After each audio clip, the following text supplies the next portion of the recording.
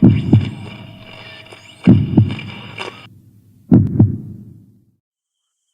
Antes de comenzar los relatos, nos encantaría saber de dónde nos están escuchando y de dónde son.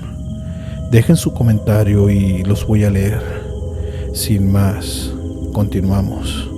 Esto es Sector de la Noche. Me llamo Alex y esto ocurrió en Guadalajara, la noche del 31 de octubre de 2019. Éramos 5 en el departamento de mi prima Fernanda. Ella, su novio, un vecino que estudiaba psicología, mi primo Raúl y yo. Llevábamos semanas bromeando con hacer una sesión de Ouija, de Halloween, con velas y todas esas cosas que uno cree manejar solo porque las ha visto en películas. Yo no quería, pero había algo en la mirada de Raúl que me inquietaba. Desde agosto andaba extraño. Dejó de salir, dormía de día, bajó de peso sin quererlo. Decía que la luz le dolía. Cuando caminábamos por el centro y pasábamos frente a templos, tensaba la mandíbula. No era miedo, era una rabia silenciosa, como si algo le hubiera prometido una explicación que no llegaba. Esa noche, juntamos una mesa de comedor con 2 sillas de plástico. Sobre la mesa, el tablero barato que Fernanda compró por internet, un vaso boca abajo como planchette, 4 velas de distintos tamaños y el celular del vecino grabando, las luces apagadas, las persianas corridas y la ciudad afuera, rugiendo con cohetes y risas de disfraces. El lugar olía a incienso, a cera tibia, a polvo antiguo. Yo solo quería terminar rápido y comer pan de muerto. El vecino, con voz de taller universitario, dijo que había que preguntar con respeto. Apoyamos los dedos en el vaso. Nadie se reía. Yo escuchaba el refrigerador como si fuera un animal respirando. Hicimos la pregunta básica: ¿hay alguien aquí? El vaso se quedó inmóvil. Contuve el aire y me sentí ridículo. Luego, un movimiento mínimo, como si el cristal hubiera resbalado en una gota. Se detuvo en la S, se arrastró hacia la I y luego hacia la A, que no existía. Fernanda soltó un poco de aire y yo noté que Raúl no parpadeaba. Preguntamos el nombre. Nada claro, solo un arrastre circular, un vagabundeo indeciso que nos obligó a mirar la sombra que nacía en la esquina, la más cercana a la puerta del baño. Era una zona común, un triángulo de oscuridad que siempre está ahí cuando apagas la luz, pero aquella noche parecía tener peso. El vecino quiso destensar el ambiente con alguna explicación sobre micromovimientos. Raúl retiró la mano un segundo y la volvió a apoyar. Sentí un frío que no venía de la ventana. Pregunté si quería algo. El vaso se fue directo a T y U. Se quedó encima de... Otra vez, como si ese tablero tuviera signos que yo no veía. Nadie dijo la palabra, pero la idea quedó flotando. Tú, no nosotros, tú. Paramos un momento. El psicólogo insistió en que cerráramos la sesión, que no tenía sentido forzar respuestas. Fernanda fue por agua. Yo aproveché para pararme y estirar la espalda. En ese gesto sentí que mis rodillas no eran mías, que el ruido lejano de la calle se hundía como si lo escuchara desde debajo del agua. Regresé a la mesa y Raúl ya no tenía las manos sobre el vaso. Las tenía en el regazo, los dedos clavados en el pantalón. Miraba la esquina del baño con una fijeza que me dolió. Le tocó el hombro. Estaba helado. Reanudamos. El vecino dijo que era la última pregunta y cerrábamos. ¿Por qué estás aquí? El vaso, sin pausas, sin tropiezos, como guiado por un motor, se fue a A, luego B, luego R, luego A, Z, O, abrazo. No nos miramos entre nosotros. Nadie bromeó. Nadie dijo, lo estamos moviendo. Nadie se rió. Había una certeza tonta en ese cuarto. Algo sabía lo que hacía. La palabra golpeó el aire como una campana grave. Entonces se cortó la grabación. El celular marcó un error de almacenamiento que no existía. La llama de una vela se inclinó como si alguien hubiera pasado junto a ella, pero no había nadie de pie. El vecino exigió cerrar. Dijo la fórmula de salida. Levantó el vaso, sopló. Yo sentí un alivio que duró una respiración. Luego, Raúl se levantó con un gesto que no era suyo, no bruscamente, no poseído, no el cliché de película. Simplemente se puso de pie como quien decide que ya no puede cargar algo en la espalda. Caminó hacia esa esquina y se sentó en el piso, apoyando la espalda en la pared, como si esperara turno en una sala de hospital. No nos dijo que se sentía mal, no pidió ayuda, se abrazó a sí mismo, cruzó los brazos por encima del pecho y cerró los ojos. No hubo gritos, hubo algo peor. El suspiro de alguien que al fin encuentra una postura que no duele. Me acerqué para levantarlo y me invadió el mismo frío que había sentido antes, pero multiplicado. No fue piel de gallina, ni escalofrío. Fue una oleada de rendición que me vació la fuerza de las manos. Tuve que apoyar la palma en la pared para no caer. Fernanda dijo mi nombre, pero se escuchó lejos. El vecino le dio una explicación a todo: hiperventilación, sugestión, el cuarto caluroso, la tensión del día. Yo asentía a todo, menos a lo que sentía en los huesos. Me estaba abrazando algo sin brazos. Tardamos 1 hora en sacarlo de ese rincón. Raúl abrió los ojos, nos vio como si hubiéramos llegado tarde y se dejó llevar al sofá. Bebió agua. No quiso hablar. Esa noche se quedó a dormir en casa de mis tíos. Yo regresé al mío con la sensación de traer tierra en los pulmones. Me recosté vestido, con la televisión prendida, y cada sombra proyectada por los anuncios parecía una espalda ancha sentándose en mis costillas. Los días siguientes fueron más silenciosos que cualquier miedo. Raúl no gritó, no rompió cosas, no habló con sombras, se volvió amable, obediente, y eso nos tranquilizó, pero a mí me aterraba su calma nueva. La rabia se había ido, sí, aunque se llevó también su voluntad. Me escribió un mensaje en la madrugada del 3 de noviembre. Ya entendí. No supe qué responder. Apagué el teléfono y me quedé mirando el techo. Había una grieta en forma de rama que jamás había notado. Pasó una semana y fui a su casa. Entré al pasillo y el aire cambió como cuando te metes a una cámara frigorífica.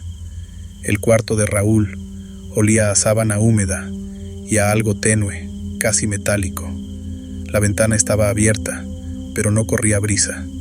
En la esquina, la misma geometría de sombra insulsa, nada especial, pero el cuerpo se me hizo plomo. No me abrazaron brazos. Me abrazó la intención. Fue una invitación sin palabras que decía: siéntate aquí, deja de empujar. Hubo un pensamiento claro, limpio, como si no fuera mío. Esto es descanso. Cerré la puerta con torpeza. Me fui al baño para lavarme la cara, y el espejo devolvió una palidez ajena. Me hablé en voz baja, como cuando uno maneja de madrugada y el sueño quiere ganar. Le dije a mi reflejo que no le debía nada a nadie, que no había promesas que cumplir con aquello. Abrí el grifo y el agua sonó demasiado fuerte, como si la tubería estuviera hueca hasta el fondo de la tierra. Raúl sigue aquí, ve series, toma café, camina por el parque, contesta mensajes, asiste a terapia, comemos tacos a veces, lo acompañé a dejar el alcohol. Todo eso es real. También es real que, de vez en cuando, mientras platicamos, un silencio muy específico se cuela entre palabra y palabra. No es incomodidad, es espera.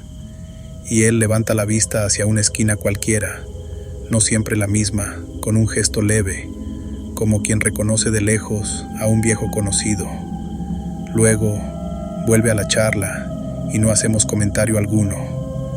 Guardo el tablero que usamos en una bolsa de basura, envuelto con cinta, al fondo de un closet donde apilo cosas que no quiero recordar. A veces imagino prenderle fuego, pero sé que el fuego no quema el hueco de donde vino aquello. No fue un portal luminoso ni una aparición grotesca. Fue lo más mundano y peligroso, un ofrecimiento de tregua. En Halloween, entre risas y velas, confundimos sentir menos con estar mejor y le dimos una silla. No sé si fue un demonio en términos de catecismo. Lo que sí sé es que tenía inteligencia suficiente para saber dónde dolía, y que lo que llamamos abrazo puede ser también una soga hecha con la parte cansada de uno mismo. Si me preguntan si volvería a jugar, no tengo que pensarlo.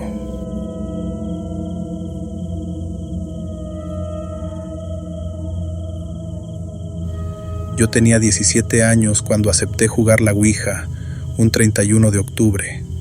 Fue en 2011, en una casa vieja de la colonia Las Hadas, en Morelia. No fuimos por valentía, ni por tradición, ni por morbo. Fuimos porque necesitábamos distraernos. Un amigo, Iván, se había accidentado semanas antes y traía una pierna enyesada. Estaba de malas y encerrado. Caigan, vemos pelis y ya, dijo. Nadie habló de rituales hasta que sacó la tabla de un closet con olor a madera húmeda. Éramos 4. Yo, que siempre me creí más racional que todos. Iván, atorado en el sillón. Fer, que coleccionaba historias de internet. Y Brenda, que tenía el tipo de curiosidad que confunde con coraje. No había velas ni rezos, solo una lámpara de luz cálida, la ventana abierta y un plato de palomitas que se enfriaba. Fer puso el vaso invertido sobre la tabla. No más 5 minutos, dijo. Yo me reí para quitarle peso al momento. Lo cierto es que no quería quedarme fuera del juego. Pusimos los dedos en el vaso. Sentí el vidrio tibio. Pensé en el truco del movimiento ideomotor, en la gravedad mínima que uno no nota. Breves segundos de silencio. Afuera pasaban coches, y en el techo, las láminas crujían por la diferencia de temperatura. Fer preguntó si había alguien. Nadie respiró fuerte. El vaso no se movió. Brenda sonrió con una mueca de decepción. Yo también. Entonces sonó la lavadora vacía en la cocina, como si alguien hubiera golpeado la tapa. Miramos hacia allá. El vaso giró apenas 1 milímetro. Me dije que debió ser Iván. Él alzó las palmas. Juró que no.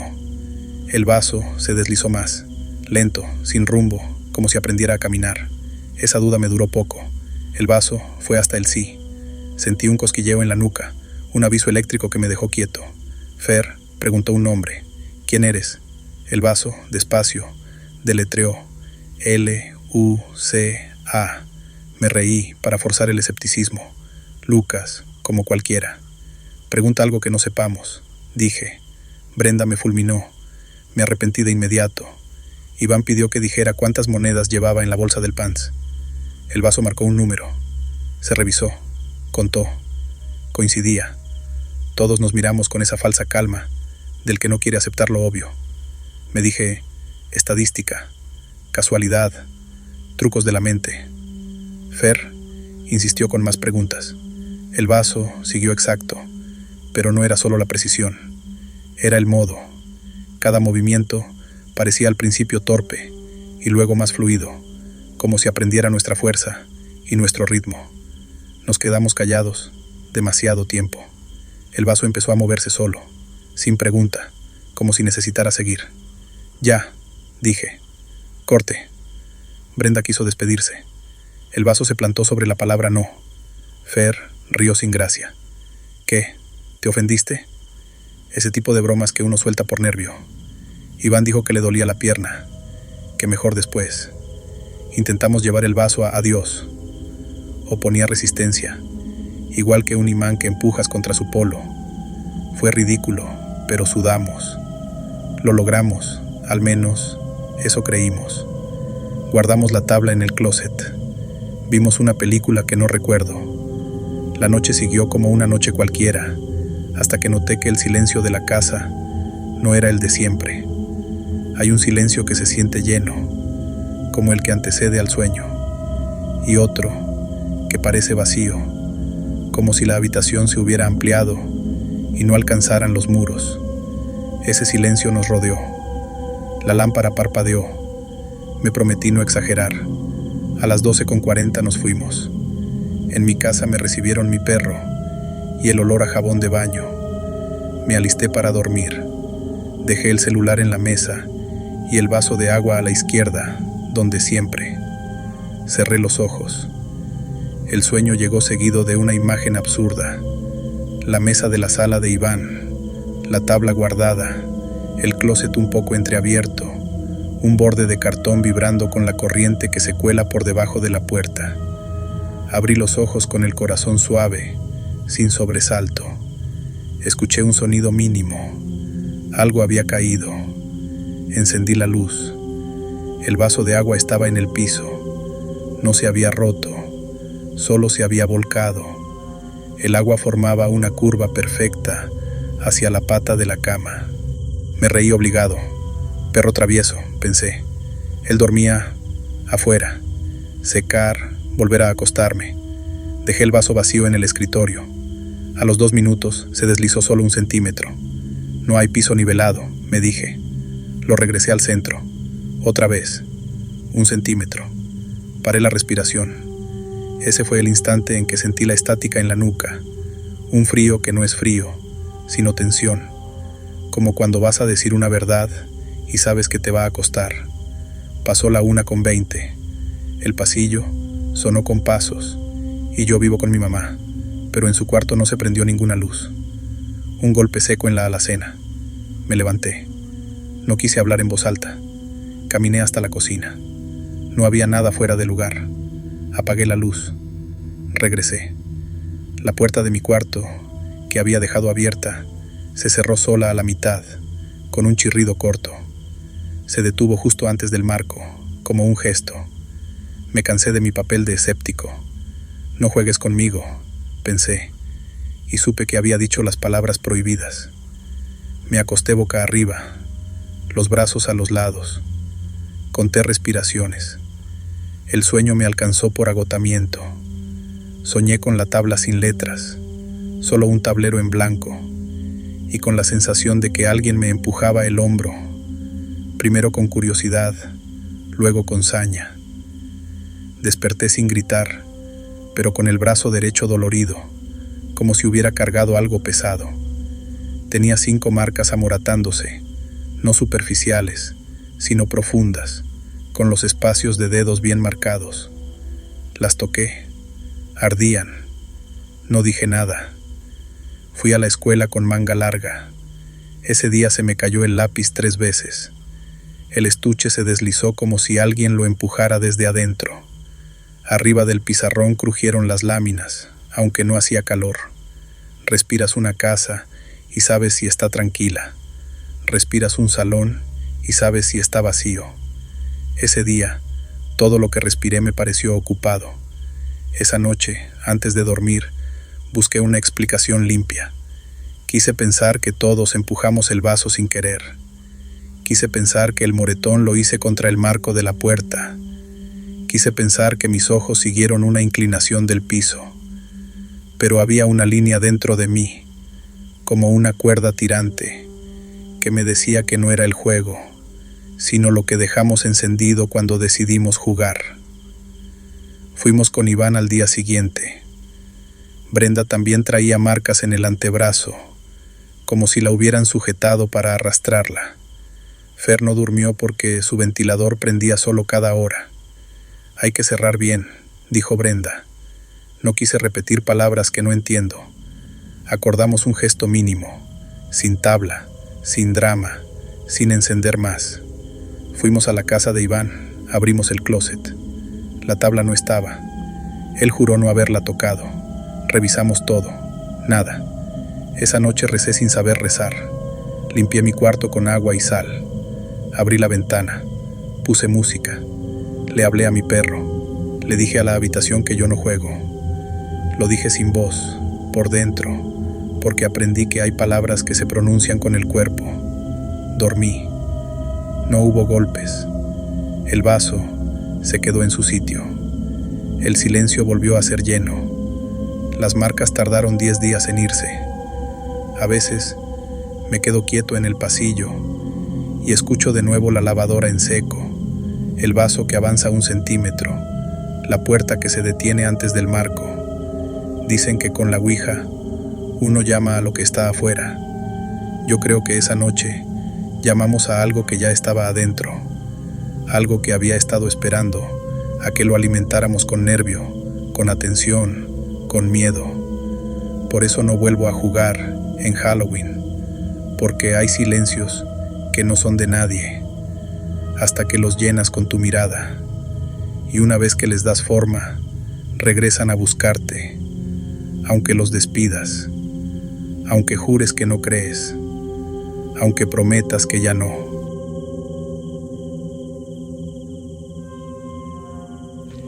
Si te están gustando las historias, nos gustaría que nos ayudaras con un like o un comentario, ya que eso nos ayudaría bastante. Y si no estás suscrito o suscrita, te invito a que lo hagas para que no te pierdas lo mejor de El Sector de la Noche. Mi nombre es Eduardo y hoy seré su narrador. Sin más, continuamos. Me llamo Abril y esto ocurrió la noche de Halloween de 2018 en un departamento viejo de la colonia americana, en Guadalajara.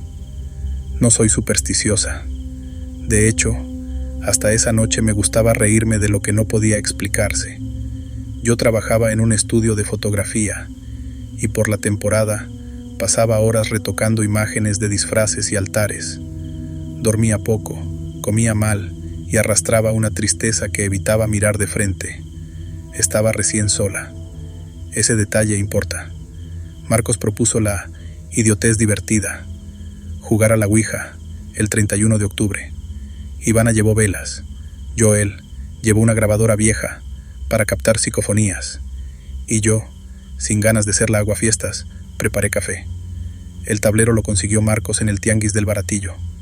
Decía que era vintage, pero en realidad estaba húmedo y olía a madera encerrada. La planchette tenía un vidrio circular que, al enfocarlo, deformaba las letras. Pusimos la mesa junto a la ventana, con la ciudad adentro como un rumor. Apagamos las luces.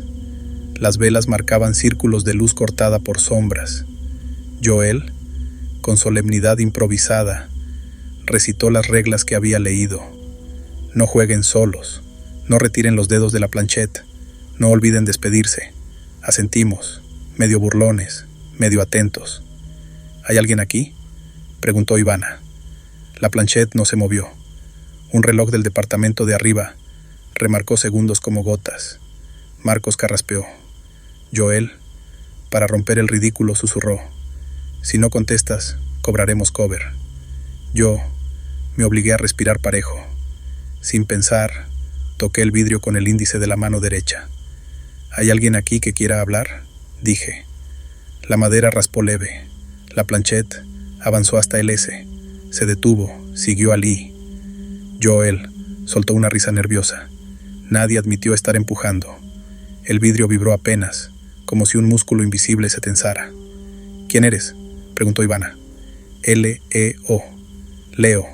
Parecía un nombre demasiado humano para la noche. Ivana tragó saliva. Pensé en mi ex, pero él seguía vivo y lejos.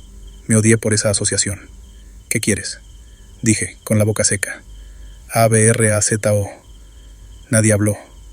Un coche pasó por la avenida y las luces se partieron en el vidrio de la planchette.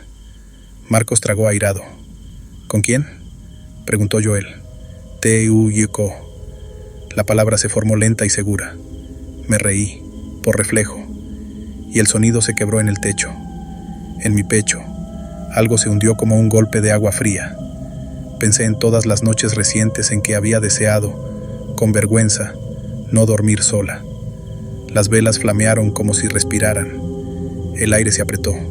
En la ventana, el vidrio sudó. Unas gotitas dibujaron líneas pálidas que parecían dedos mal hechos. Ivana apartó la mano. Ya, mejor despídete, dijo, casi en un susurro. La planchette se detuvo en la esquina, indecisa. Marcos quitó los dedos, harto de la pantomima. En el pasillo sonó el timbre del departamento de enfrente. 3 campanazos rápidos. Ivana dio un brinco y dejó la planchette sin tocar. Yo, por instinto, también solté. Fue un error. La planchette se deslizó sola, veloz, chocó con el borde y se quedó descansando sobre él. Adiós. Pero nadie la guió. Joel encendió las luces. Todos hablamos a la vez. Nos reímos como quien apaga un incendio con palabras. Guardamos el tablero. Cosas de la sugestión, dije yo, con la voz demasiado alta. Brindamos con café frío y nos fuimos cada quien a su cuarto. A las 3:17 me despertó la ausencia de ruido. El refrigerador, la calle, el reloj, todo parecía apagado. Mi cuarto estaba helado, no de clima, sino de ese frío que se siente en la raíz de los dientes. Intenté girarme, pero el cuerpo no respondió. La parálisis del sueño me había atacado 2 veces antes. La reconocí y me aferré a la idea de que era un fenómeno. Entonces, el colchón cedió a mi espalda, como si alguien se sentara en el borde. No fue un hundimiento brusco, fue un peso que encontró lugar, que midió mi tamaño, que se acomodó detrás de mí. Sentí un brazo rodearme la cintura y otro cruzarme el pecho. Un abrazo firme, exacto, sin calor. El aire junto a mi cuello cambió de textura, como humedad pesada. No oí palabras, pero escuché una respiración que no era mía. Lenta, profunda, pegada a mi oreja. Esto es mi cabeza, me repetí, duro. Esto es mi cabeza. El brazo no apretó ni hizo daño, solo estuvo. El frío me fue entrando por los huesos. No sé cuánto duró.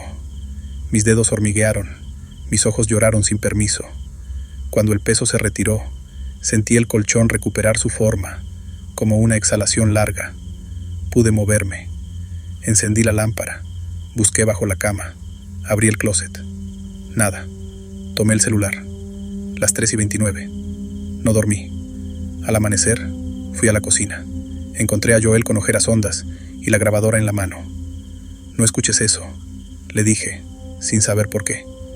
No se grabó nada, contestó, y dejó la grabadora sobre la mesa. Solo hay un zumbido, como cuando tapa el dedo el micrófono.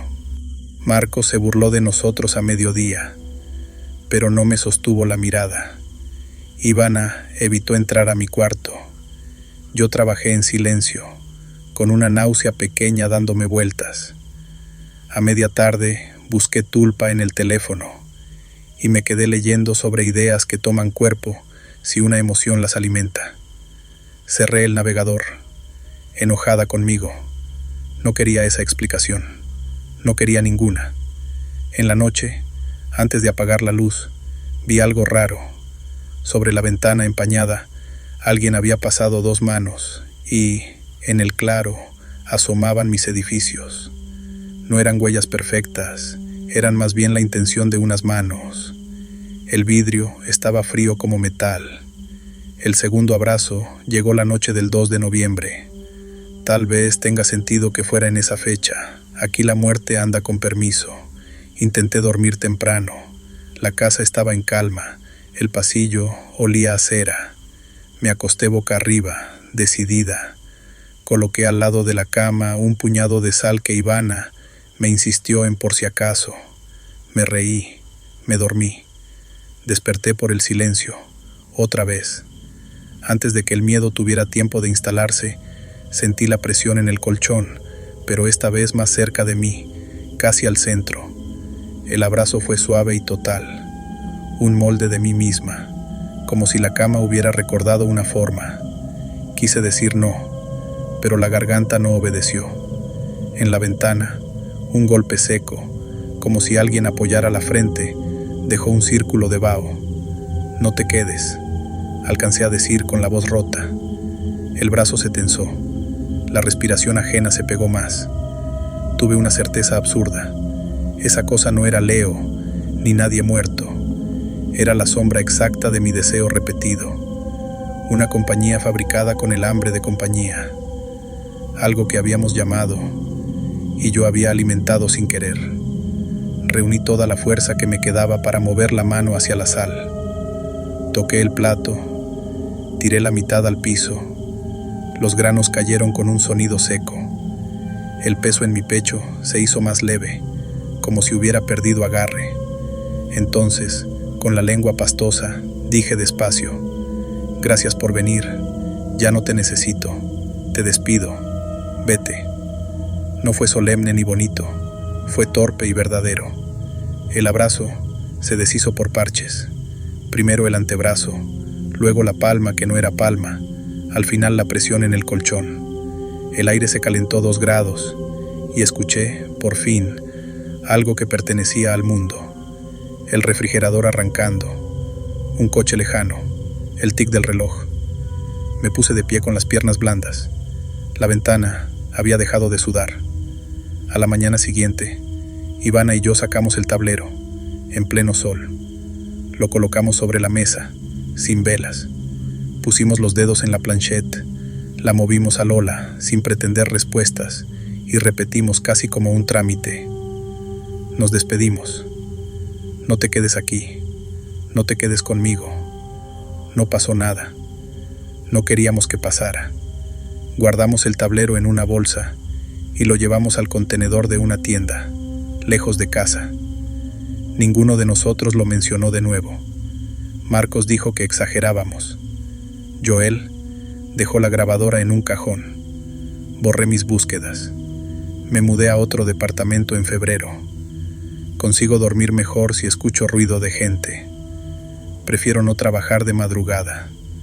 Evito el espejo de mi ventana cuando la noche se queda sin sonidos. A veces, cuando el cuerpo me pide esa forma vieja de consuelo, pongo la mano sobre el colchón y espero a que el impulso pase. Casi siempre pasa. No sé si lo que sentí fue paranormal o una crisis contenida en el cuerpo. No sé si mezclamos un juego tonto con un deseo peligroso y abrimos una boca sin dientes que, aún así, muerde. Lo que sí sé es que esa noche de Halloween pedimos un abrazo y alguien, algo, lo escuchó. Pedir compañía no es un pecado, pero hay maneras de hacerlo. Algunas dejan marcas que solo tú ves. A mí me quedó una. Cada tanto, cuando amanece, el vidrio de mi ventana aparece limpio justo a la altura de mi pecho, como si 2 manos hubieran apartado el vaho desde afuera. No dejo que dure. Me acerco, respiro fuerte y lo empaño otra vez. Luego abro las cortinas y dejo que entre el ruido del mundo.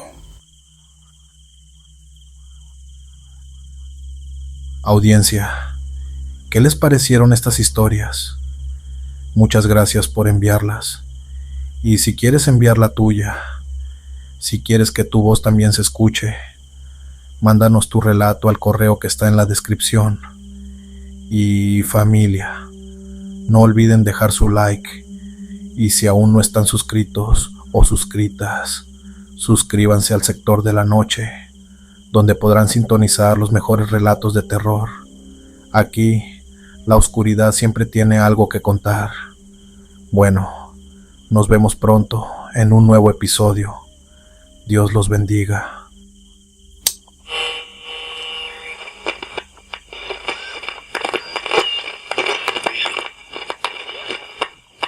Pues